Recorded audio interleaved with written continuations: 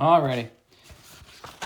5-1, day 2, right? I mentioned in day 1, just kind of some solving with the one-to-one property. Here's kind of the basics of an exponential equation. No graphing, which more often than not I find, even though obviously I can't hear you on the online lesson, but maybe there's some cheers in the background over there at home. Yes, no graphing. Day 2, no such luck. Time to graph, okay? But really, exponential graphs aren't super terrible, honestly. I'll make my case. They're not. How about this? Especially coming off chapter 3, if you have graphing from all that polynomial stuff in the back of your mind, relatively speaking, exponential graphs easier than graphing polynomials. Okay, I'll say that, easier. If you want to go all the way back to the beginning of the year, not as easy as lines, maybe somewhere in the ballpark of like a quadratic, something like that. Not great, not terrible. Okay, a to the x power. Okay, that's kind of like I'm thinking right down on the left side here. A to the x, assuming a is positive, is increasing, and we'll have an asymptote at y equals 0.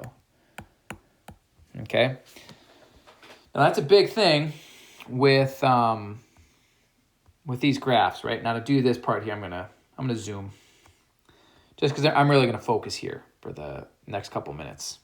Okay, we'll do 2 to the x and then 4 to the x. I'll do 2 in red. I'll do 4x in blue. Now on both of these, I'm going to go -2, -1, 0, 1, and 2. That for now, unless you have a shift to the left or the right going on, which we'll address today, these are pretty good values to use, right? A couple negative, 0, and a couple positive. You don't need to get too fancy. But exponential curves, this is super different from polynomials. They cannot change directions, okay? And by the way, unless it's been moved vertically, which we'll get into on the next slide, right here at y equals 0, you are going to find an asymptote. Okay, so these two curves are not going to cross that line. All right, now I'm plugging in my x values into 2 to the x power, just to color. Let me color code these, color coordinate them. There's your red one, there's your blue one. Okay, if you plug in -2, so 2 to the -2nd power, we talked about evaluating yesterday. Got to stick with my color coordination here. You would get a 4th. 2 to the -1st power would be a 1/2. 2 to the 0 is 1. 2 to the 1st is 2. 2 squared is 4. Okay? So here's what you'd be looking at. Something like right there. There. There. There, and there. Okay?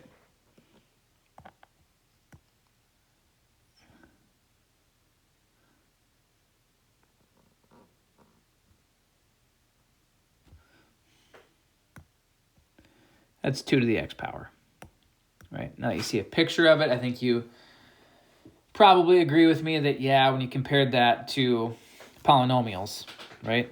Really different. Doesn't have any zeros, actually. Doesn't change directions.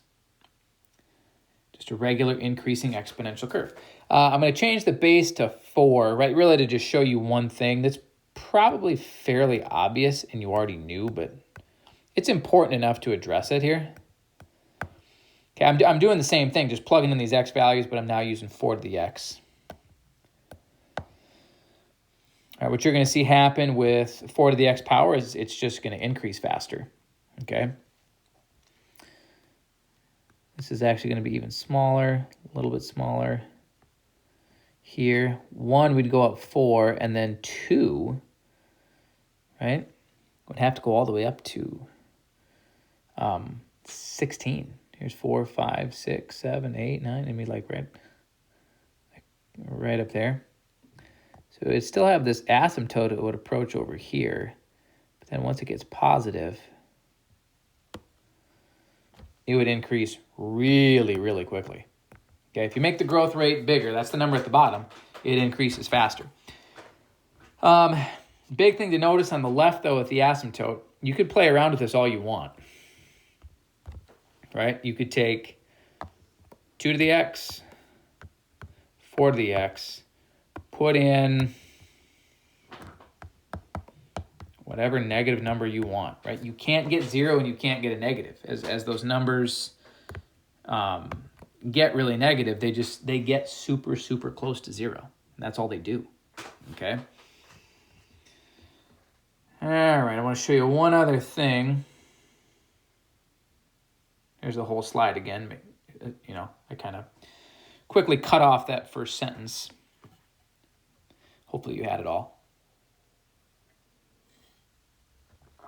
There it is if you didn't. Okay, I'm going to switch the negative sign and the exponent, right? And I want to start talking about transformations here because you're going to see something happen. It's kind of significant, but if you think back to our discussions throughout the semester on transformations, if we apply a negative sign to the x variable, right, we will be reflected over the y-axis. Okay, we'll be reflected over the y-axis. Let's get color coordinated again. Notice that negative sign up there now. You can evaluate them the same way. I'm going to use the same values here. -2, -1, 0, 1, and 2. I get 4, 2, 1, 1/2, and 1/4. Okay. Again, I'm just evaluating. I know I went through those quick. If you needed to pause and go double check those in a calculator, feel free.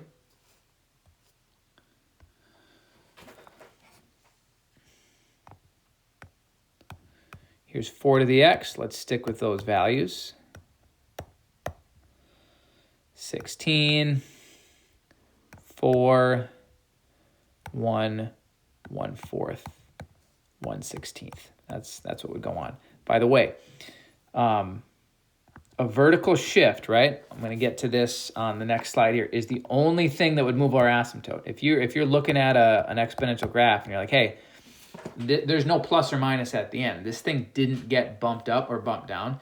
You have an asymptote sitting there at y = 0. Okay, whenever you're graphing, it's important to mark where that is. Even if it's moved, you should still mark it because it's a big characteristic of an exponential graph.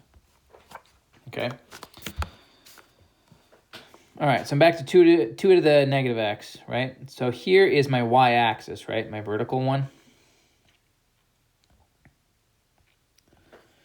Right here, okay? So we'll compare them here in a minute, but I'm expecting to see a reflection over that axis. So -2, -1 up to 2. 0 and 1, 1.5, and 2 1/4, right?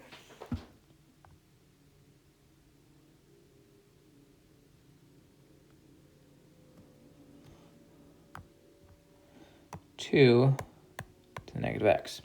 Okay. Let me get 4 to the negative x, and then we'll go compare. Same deal here. 2 -16. We'll just, that's not even a scale, but whatever. -2 and then way, way up. There's -1/4,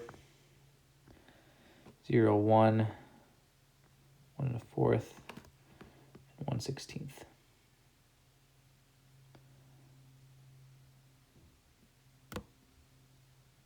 And way up, there we go. All right, let's zoom out and let's take a peek at what we have here. Right, you can see the reflection, right? It's a, if you think of that vertical axis, each of those are now kind of a mirror image on either side, okay? That's what putting the negative sign in front of the x does. Here's the other reason I wanted to show you that, okay? Notice this, okay? So like the other big thing that's going on is from the first set to the second set, these graphs changed from increasing to decreasing. If you went back to yesterday, you would find that I told you, right, that an exponential graph would be decreasing if your base was between 0 and 1, right? The ones over on the right have the base of 2 and 4. So you might be like, what's the deal? Okay, here's the thing.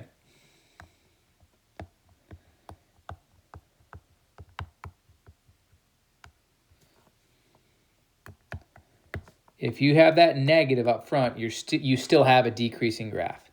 Even if A is greater than 1, right? So basically what I want you to see here is this piece right up here that you're seeing of having that negative exponent, that's a game changer. Okay, transformation-wise, you would think about it as a reflection, but it does switch it to a decreasing graph. So if you were just to look at an exponential equation and think to yourself, is this increasing or decreasing? Which you can always do because it never changes. It never changes direction. Two things you would look at, right? First, you could check this. Is the base between 0 and 1? The other thing, even if A is bigger than 1, that negative sign in the exponent should also be a red flag. Like, hey, wait a minute. That negative, this is going to be a decreasing curve. All right, I'm going to produce a couple more graphs here and talk about some transformations. I'm not going to make tables, right? These are just saying, sketch them. Okay. 2 to the x plus 1. Okay, only one transformation going on here. It's a shift.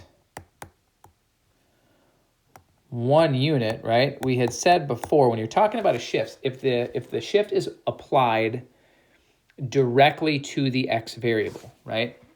Now, if we were talking a quadratic, that meant like this instead of this, right? The second one would be vertical. The first one would be horizontal, okay? Kind of the equivalent of the shift being with the x variable in this case is it up in the exponent like we're seeing here, or in h of x, is it outside, like 2 to the x power, and then after that minus 3, okay? This would be shifted 1 unit left, right? If it's up in that exponent, that's the case where we'd consider it with the x variable, okay? And remember, that one's always kind of funky that it does the opposite of what you would think. Okay, so now if I were to draw it here, you'd have the exact same looking curve.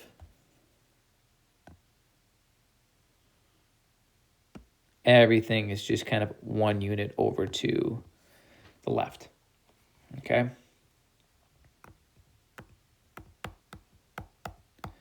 Here we have another shift.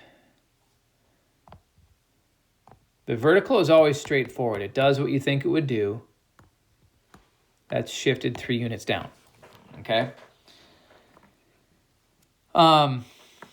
Thing is here, though, is we got to mark that the asymptote is also moving. Okay, it was at 0. I'm going to go down here to -3.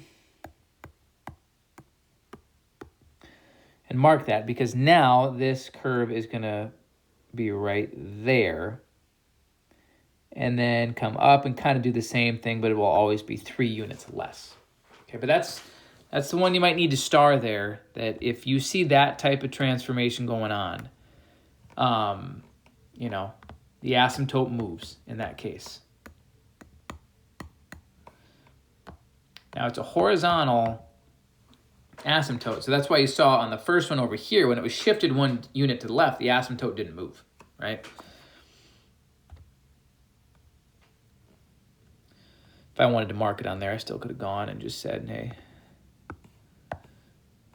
it's still right there at y equals 0.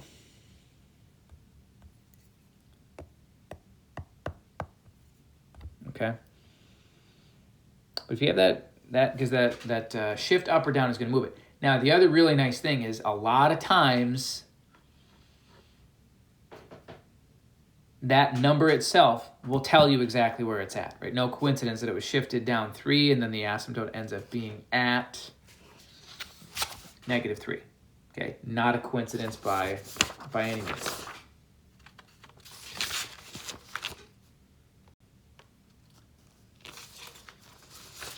All right, a couple more of these.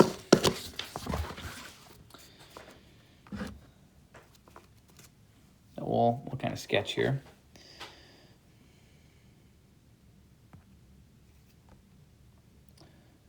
Another one we're again talking shifts.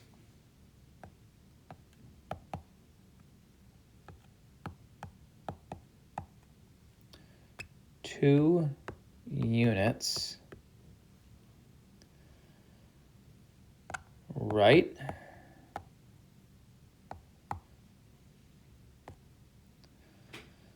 and up 1.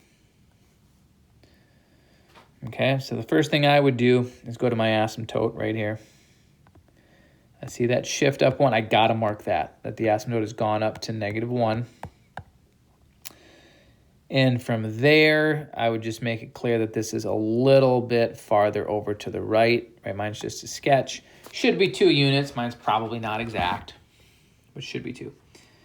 By the way, we are talking on all these about what we would call rigid transformations. None of these, and my sketches aren't like the most accurate thing ever, but none of them should reflect a change in the shape of the graph. All I'm doing is, so far as reflections and shifts. Now, I've seen a reflection from a couple of slides ago where it was up in the exponent, right? In other words, we saw that, a reflection over the y-axis. This is a different one, whereas if you put it out front,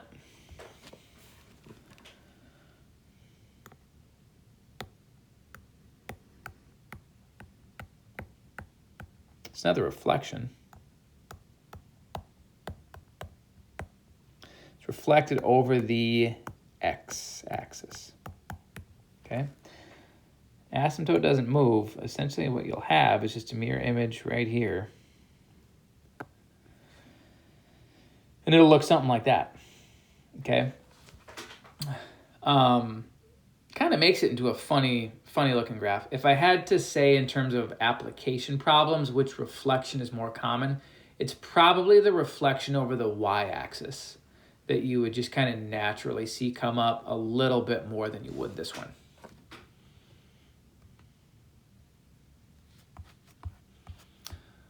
All right, there's this other base out there. Okay, this is just going to be about evaluating it. It's kind of funky. It's called the natural base. At first, it seems really funky. It's like 2.71828. If you think of pi with circles, how it's kind of a funny number, and that like it's just a weird decimal, goes on forever, doesn't repeat, yada yada. E is kind of that way. Okay. It's actually called, believe it or not, the natural base. And I say that because you're like, oh yeah, like the natural base, sure. Like, yeah, oh, of course. I was thinking of 2.72. That's the most natural base that's out there. Where that's coming from is this. And we're going to look at this more in day 3 when we take a look at interest problems and deal with compound interest. If we were to take a limit, right? What this means is take the expression that's coming after this limit, and you can throw in the biggest x value you can think of. Put in 1. No. Put in 10. See what happens. Put in 100. 1,000. 10,000. 100,000. Put in 1,000,000. Okay? If you were to do that and you took a look at what you got, right, for this expression, it wouldn't get bigger forever, right? It would have, in calculus, what we call a limit, right? You can put in bigger x values, but it doesn't mean you're going to get a bigger and bigger y value. Eventually, it hits a limit and it won't get past. For that expression, the limit that you're going to hit is the number e. And that's where it comes from. It's why it's called the natural base. Okay? Typically, if you see them come up, you're probably going to need some help from your calculator. Most calculators have an E button on it. If you did e to the negative second, you'd be getting about 0.135. E to the first, right? Anything raised to the first power is just itself.